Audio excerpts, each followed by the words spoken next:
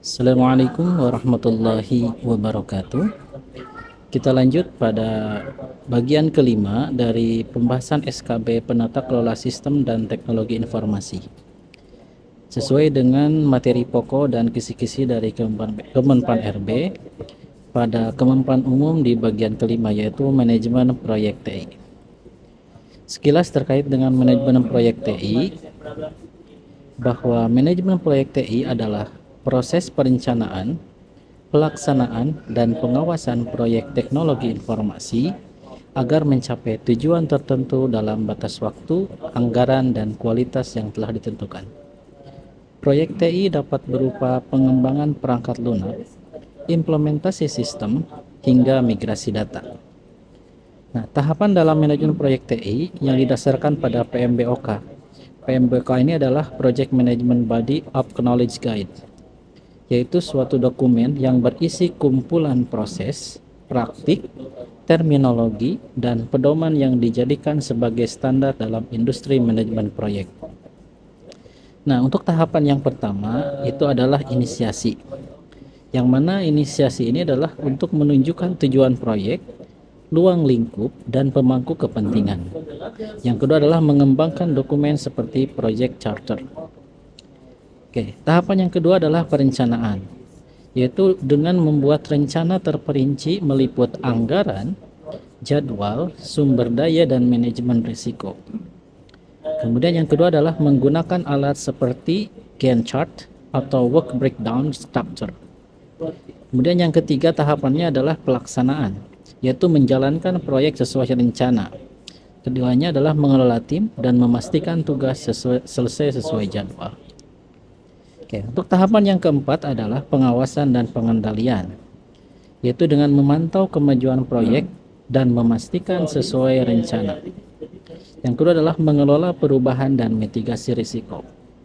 Yang kelima adalah penutupan, yaitu adalah menyelesaikan semua tugas proyek termasuk laporan akhir. Yang kedua adalah melakukan evaluasi dan pembelajaran untuk proyek berikutnya.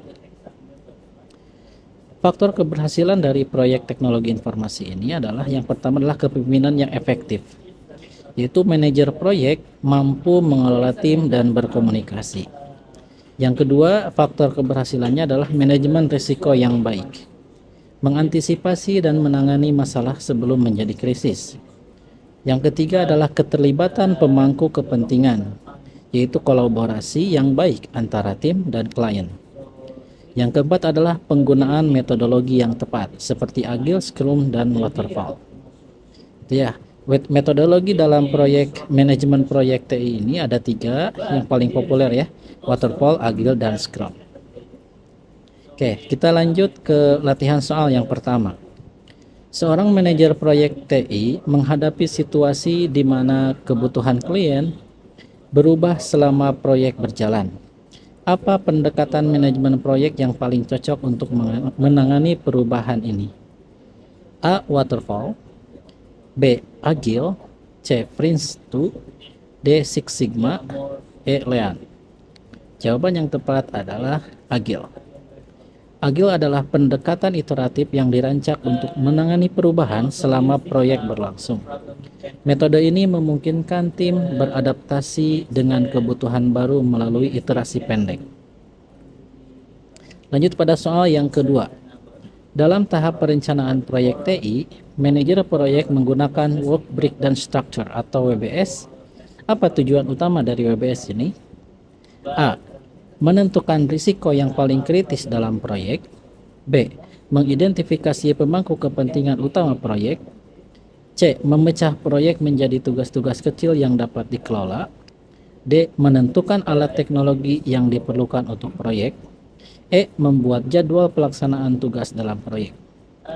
Jawaban yang tepat adalah C. Memecah proyek menjadi tugas-tugas kecil yang dapat dikelola. WBS adalah alat bantu untuk memecah proyek menjadi tugas-tugas kecil yang dapat dikelola, sehingga tim lebih mudah memahami, mengalokasikan, dan menyelesaikan pekerjaan sesuai rencana. Oke, sebelum lanjut ke soal yang ketiga, bagi rekan-rekan yang ingin melakukan latihan tryout informasi SKB Penata Kelola Sistem dan Teknologi Informasi, bisa langsung mengunjungi website ruang.co. Di sana tersedia ada 3 volume latihan tryout yang bisa rekan-rekan gunakan.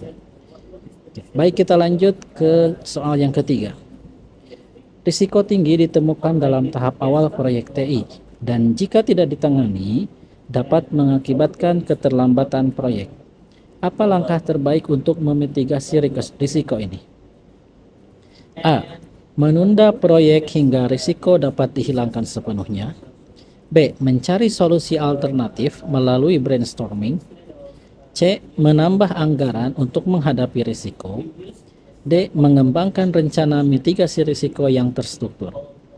E. Mengganti manajer proyek untuk memastikan keberhasilan. Jawaban yang tepat adalah D. Mengembangkan rencana mitigasi risiko yang terstruktur.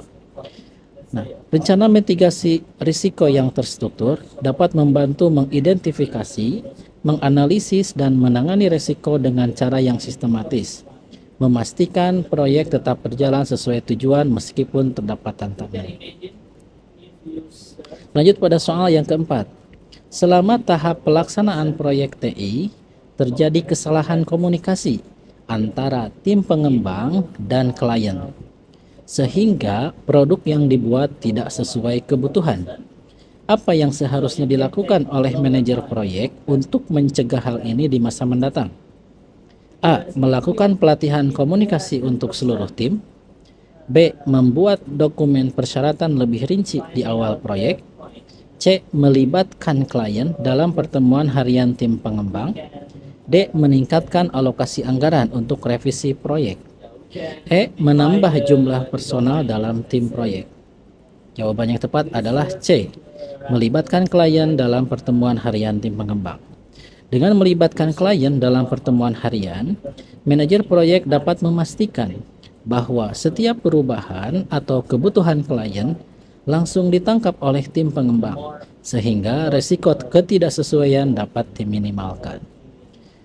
Lanjut pada soal yang kelima. Apa keunggulan utama menggunakan metode Scrum dalam proyek TI dibandingkan dengan Waterfall? A. Scrum memungkinkan iterasi cepat dan penyesuaian di tengah proyek. B. Scrum hanya cocok untuk proyek skala kecil. C. Scrum tidak memerlukan dokumen proyek formal. D. Scrum menghilangkan kebutuhan untuk manajemen risiko. E. Scrum tidak memerlukan pengawasan manajer proyek. Jawaban yang tepat adalah A. Scrum memungkinkan iterasi cepat dan penyesuaian di tengah proyek. Nah, Scrum ini memungkinkan iterasi cepat melalui sprint dan memberikan fleksibilitas untuk penyesuaian selama proyek berjalan. Berbeda dengan Waterfall yang berurutan dan kurang fleksibel terhadap perubahan di tengah proyek. Sehingga kalau Waterfall, saat ada perubahan di tengah proyek itu tidak dapat dilakukan. Demikian untuk video kali ini. Sampai berjumpa di video berikutnya. Assalamualaikum warahmatullahi wabarakatuh.